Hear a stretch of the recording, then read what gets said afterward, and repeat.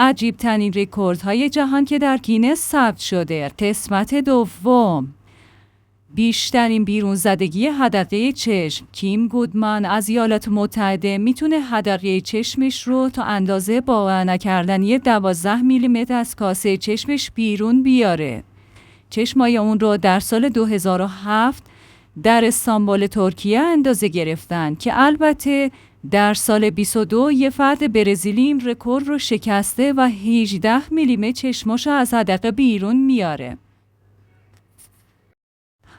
طولانی ترین مدت گیر افتادن زیر زمین و زنده ماندن. طولانی ترین مدت گیر افتادن زیر زمین 69 روزه. این رکورد توسط 32 نفر شیلیایی و 1 نفر بولیویایی ثبت شده که بعد از ریزش معدن مس و طلای سن خوزه در شیلی در سال 2010 در 688 متری سطح زمین گیر افتاده بودند.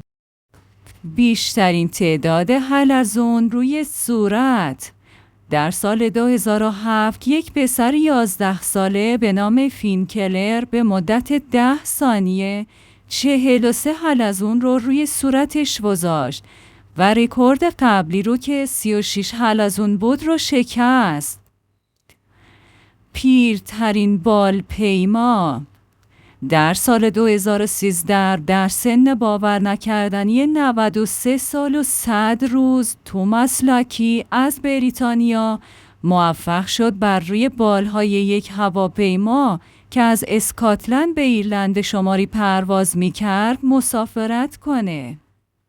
سخت‌ترین ضربه به کشاله ران. یکی از دردناکترین رکوردهای تاریخ سخت‌ترین ضربه به کشاله رانه که توسط مبارز هنرهای رزمی ترکیبی جاستین اسمیت زده شده و متخصص مبارزه رابی کربیومو دریافت کرده. این لگد سرعتی برابر با 35 کیلومتر و نیروی برابر با 500 کیلومتر داشته. باریکترین کمر متعلق به کتی جاند آمریکاییه که با بستن شکمبند کمری به اندازه 38 سانتی متر داره. بدون شکمبند اندازه کمرش 53 سانتی متر و نیمه. از سال 1983 اون هر روز 23 ساعت شکمبند دسته و اون رو فقط هنگام دوش گرفتن و روزانه برداشته.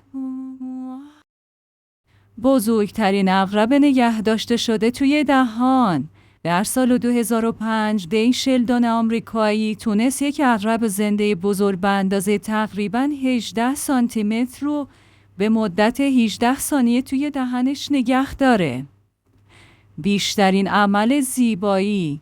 از سال 1988 سیندی جکسون آمریکایی 47 عمل زیبایی انجام داده، از جمله 9 عمل جراحی کامل.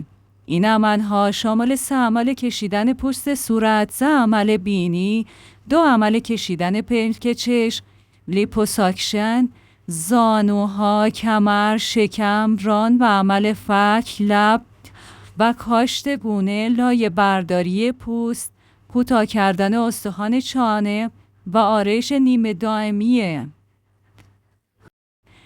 بلندترین حلقه فلزی رد شده از داخل بینی و خارج شده از دهان که بلندترین حلقه فلزی که از داخل بینی رد شده و از دهان خارج شده تقریباً 3.5 متر بوده که توسط اندرو سانتون آمریکایی در روم ایتالیا در سال 2012 ثبت شده. عجیب ترین رژیم غذایی.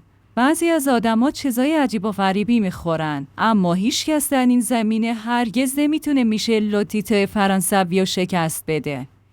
در طول عمر خودش لوتیتو 18 تا دوچرخه، 15 تا چرخ دستی سوپرمارکت، 7 تا دستگاه تلویزیون، 6 تا لوستر، 2 تا تخت خواب، 1 جفت تخته اسکی، 1 هواپیمای سبک و 1 کامپیوتر رو خورده.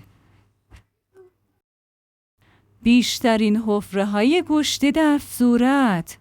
بر روی صورت جوئل میلر آلمانی 11 سوراخ وجود داره که در اونا حلقه های کار گذاشته شده. این حفره‌های گوشتی در تمام صورتش از جمله بین یا لب‌هاش وجود داره.